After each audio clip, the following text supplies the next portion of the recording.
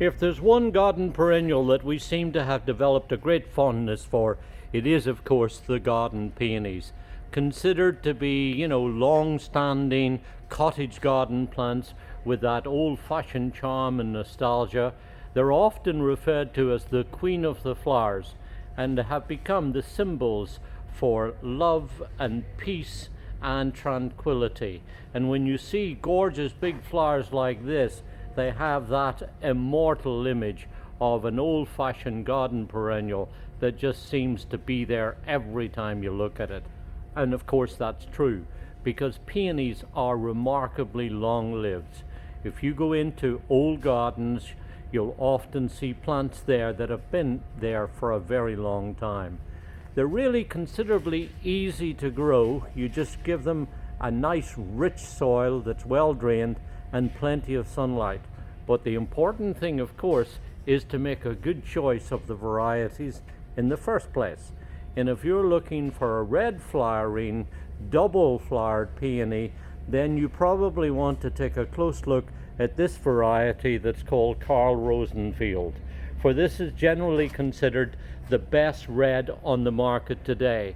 And that's saying something when you consider that this variety was first introduced in 1908. It was bred here in America, believe it or not, in Nebraska. So the cold climate of Nebraska gives an idea as to how tough and reliable these plants are. Cultivated in China for thousands of years, then American, French, British, German, and also the Dutch nurseries started to breed them around the turn of the century.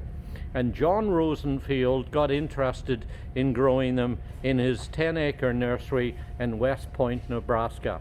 He started to breed them when he was in his 20s. His first seedlings were all singles, but then he found out how he was going to be able to produce nice big double flowers. And he introduced this one and named it after his son. So here's one that gets to about 3 foot high, has, as you see, really nice lush green foliage and very attractive red stems too. It's nice and sturdy, though sometimes these doubles tend to have big heavy heads, especially after a rainstorm, so you might need to support them. When you get your plants in the garden center, it's very important that you get nice, healthy, strong growing plants like these. If you can, try to get them container grown, plants that are going to be well established in their pots, because peonies do not transplant well. They resent disturbance. So it's very important to have container grown ones so that they make an easy and successful transition into their new site. Just make sure that it's a good soil that's well draining.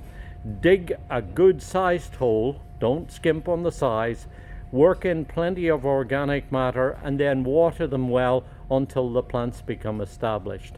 And when you're looking at the foliage, try to make sure that you're getting plants like these that have rich, clean foliage. Sometimes with old varieties like these over the years, they've become ridden with disease and virus. So if you see ones with distorted leaves, then probably just leave those alone and pick nice, big, healthy plants like these, and you'll get off then to the perfect start.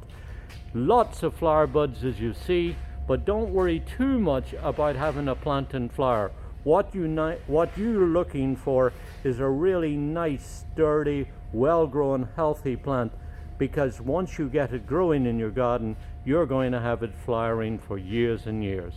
This is Karl Rosenfield, probably the best red flowering peony on the market.